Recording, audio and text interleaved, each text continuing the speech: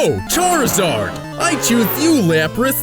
Lapras, use Hydro Pump! You activated my trap card, Kaiba! Oh, sorry. Wrong franchise. Because this week, I want to talk to you about PokéMoN. But first, I want to remind you that at the end of this video, we're announcing our first giveaway. All the instructions for what you need to do will be at the end of this video. Also, we haven't forgotten our promise to do a Five Nights at Freddy's video answering all of your amazing questions from last week. You guys have so many questions. We want to take the time to make sure we answer them all as best we can. So sit tight, it's coming soon.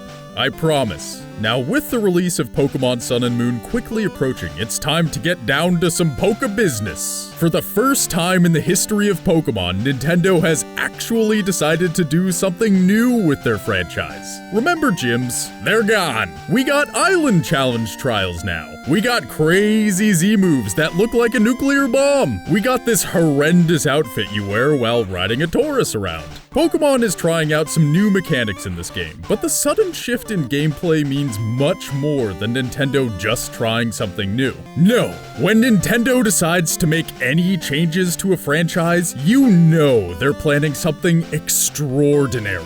And I'm going to figure out what it is. Join me in this PokéMon adventure and help me capture the story. You never know.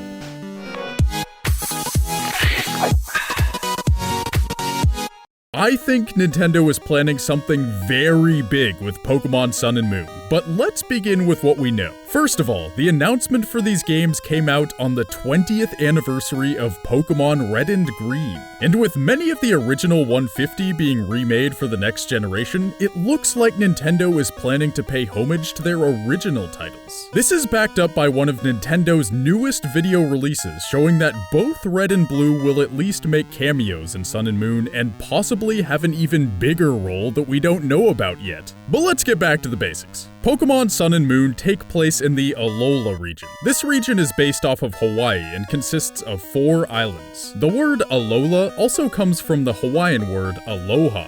Duh! From what we can see from the demo, there is no gym system in the Alola region. I don't know about you, but I was like, PokéMon with no gyms? Do you even lift, bruh? Instead, we have a new goal. Island Challenge Trials.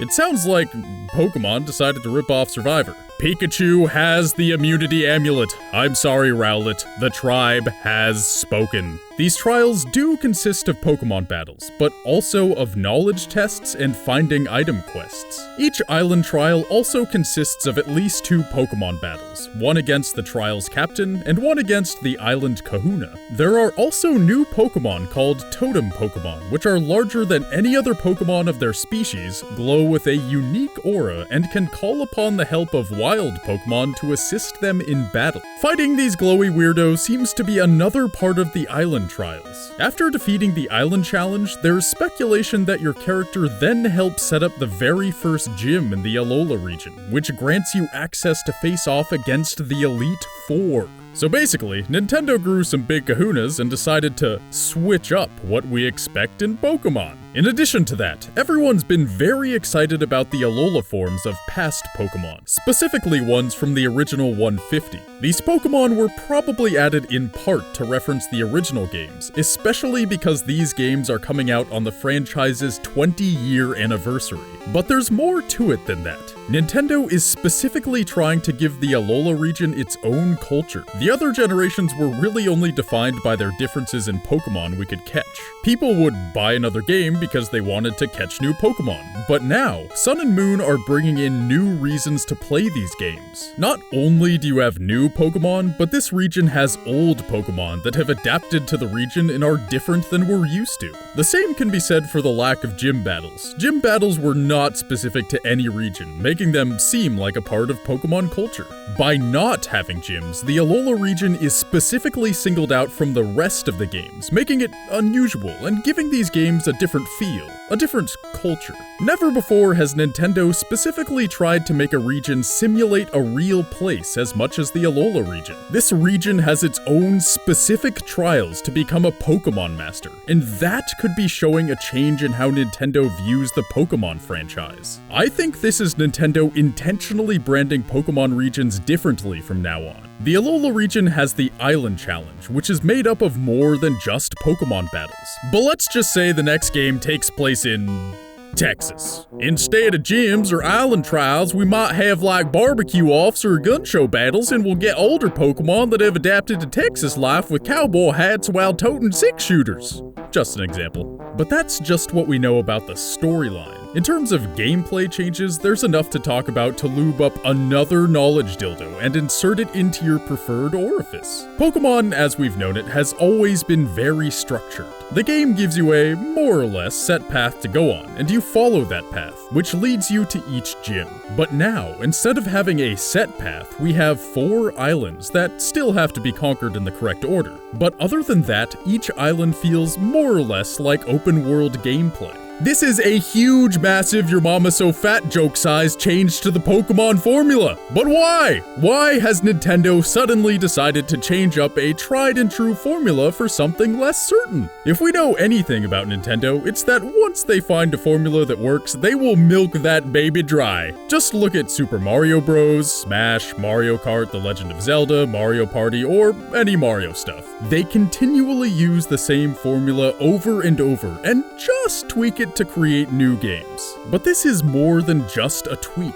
It's a revamping of the Pokemon system. In many ways, Pokemon seems to be straying towards more classic RPG elements. A great example of this is the implementing of Poké-Rides. These are Pokemon that the player rides on to access areas the player couldn't before or just to travel around more quickly. The players don't own these animal taxis, they're purely for travel. This gives Sun and Moon a classic RPG feel, like calling your horse in Skyrim or Epona in Zelda. Many NPCs in the demo will ask you if you want to go to certain areas and immediately spawn you there, which seems like a form of fast travel. Certainly, previous games had the HM Fly, which enables the player to return to previous towns, but that's usually only given to the player more than halfway through the game. These new mechanics are available from the very start, suggesting that players will be returning to previous towns and areas much more than in previous games. Pokemon isn't known for these mechanics, although they are very important in many other RPGs. There are other new gameplay mechanics like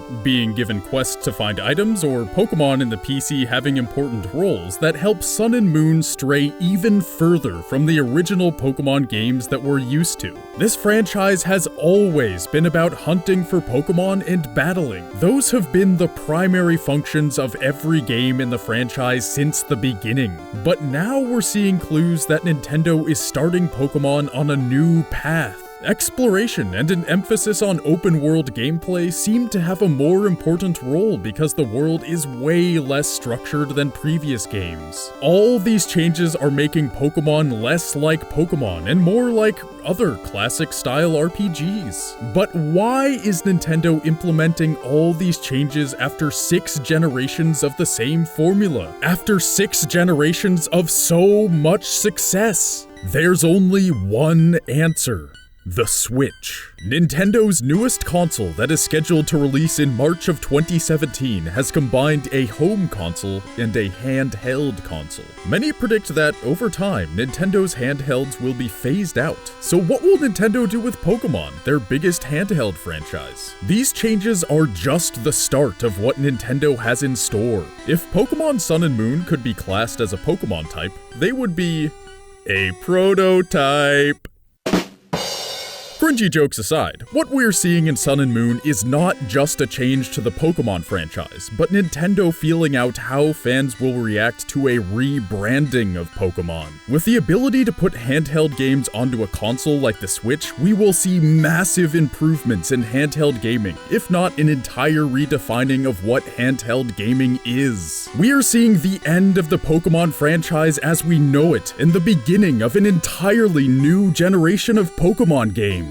You're probably wondering, Grant, what do you mean by that? You pasty ghost-skinned man? Well, with the Pokemon Company already promising to produce games for the Switch, we can infer that Sun and Moon, while staying fairly true to the original Pokemon formula, is expanding from it in an attempt to get the fanbase ready for even more expansion later on in the series. A great example of this is the open-worldness I mentioned earlier. With the Switch, Pokemon has the possibility to be more like Skyrim. Imagine a completely new region, an open world where you can travel wherever you want, whenever you want, while completing quests and capturing Pokémon along the way. That type of gameplay was impossible on a 3DS, but now it is completely possible on a Switch.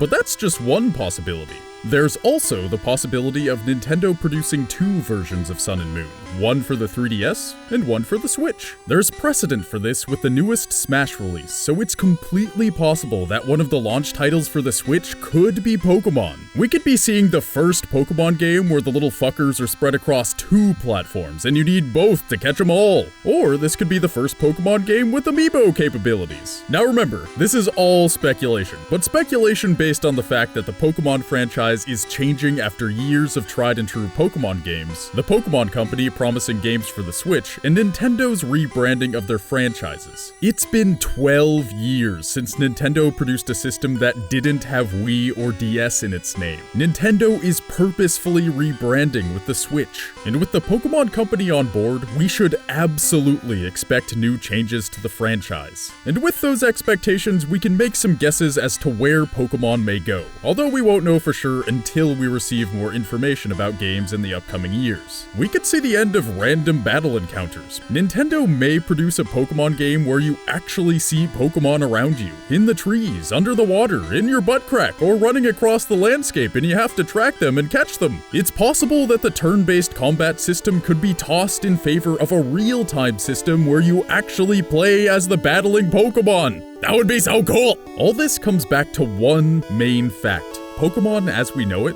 is over. Traveling from gym to gym is a thing of the past. The formula of 8 gyms in the Elite Four is gone. Welcome to the world a new Pokémon franchise, one of open world gameplay, of culture that is unique to every region, of game mechanics never before seen in this franchise. Pokémon is changing, there's no doubt about it, but the future of Pokémon is brighter than it has been in years. You might think that this seems overdramatic, but with Nintendo's new platform poised to take over the console and mobile market, they might be thinking it's time for Pokémon to switch it up.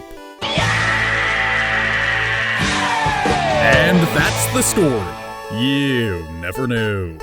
But wait, there's a fucking giveaway! We're hosting a giveaway of real super legit copies of PokéMoN Sun and Moon. We're doing this with a few other channels you might know, and all you have to do is be subscribed to each channel to enter. Click the link in the description and it'll take you to our giveaway page, where you can find out how to enter as many times as you can. And without further ado, we have a special Pokémon Breaking Trees episode. We totally collabed with Michael from It's Super Effective. Take it away, me! Pokémon, 20 years of catching over 800 creatures, while an evil corporation of semi-adults captures their own monsters for evil. I mean, Pokémon Black and White toyed with this a little bit, having Team Plasma try to trick you into liberating all Pokémon and freeing them from their trainers, but lo and behold, it was to capture them to do more evil. All this repetitiveness, game after game, leaves us wanting Pokémon to explode into a new paradigm. With Pokémon Sun and Moon just around the corner, it feels only natural to delve into what we really want in a Pokémon game. Tried and true as the story may be, I feel like things are getting a little stale. And not just from a story perspective. Branching out and doing new things would be great. With Alola forms, new island trial mechanics, and battle royales, we could really have something different. But is it enough? I mean, Pokemon Go exploded, introducing so many more people into the genre. And with Nintendo's focus on mobile, and with modern game design, we can totally imagine what a new Pokemon could potentially look like. This is Breaking Trees! That's our line, Mike.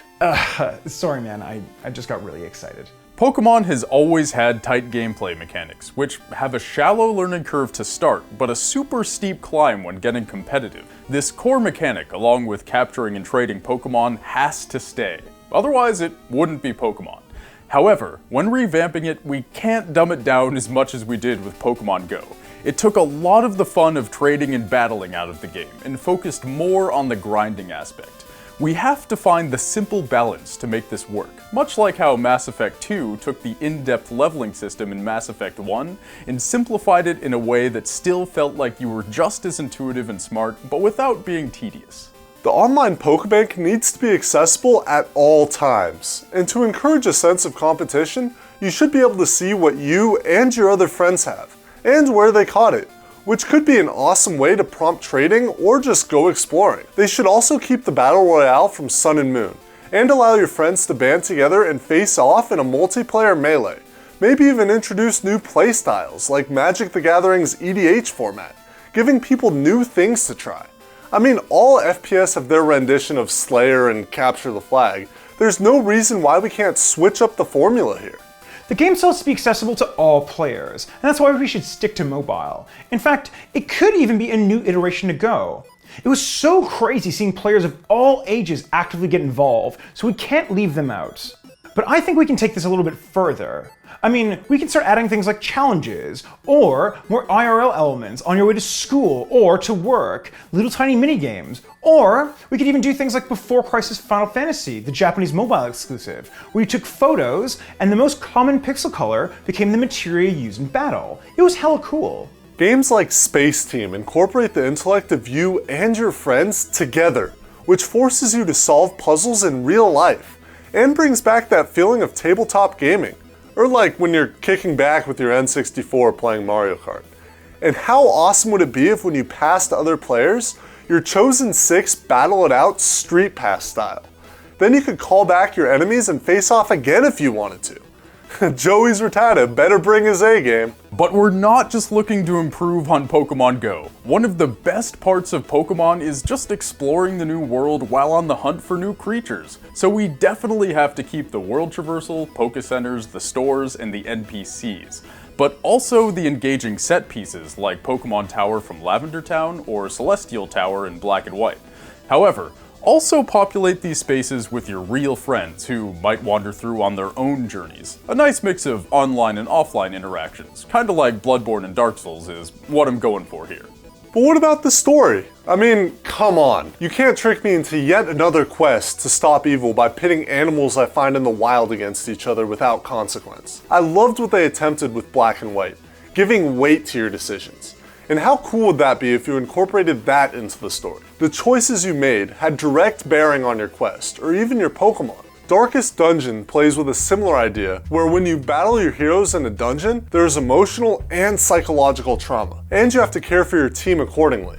We don't have to make it so dark, but honestly, if there was a minigame that could be introduced IRL that was spending time with your team to make them feel safer to do battle next time, or just ignore them and they slowly start to listen less and become rabid, now that would be awesome. And what about the other characters? The reason why we loved the anime so much was because they opened up the histories and worlds of Brock and Misty, who have less than a paragraph of dialogue in the original Red and Blue. It wouldn't be so hard to incorporate a little bit of Skyrim into the game, casually seeing people in their nearby hangouts, grabbing a couple things at the Pokestore. Hell, we could even find out the true nature of the youngsters' comfy shorts. Maybe they're cotton, maybe they're polyester, maybe they're a blend.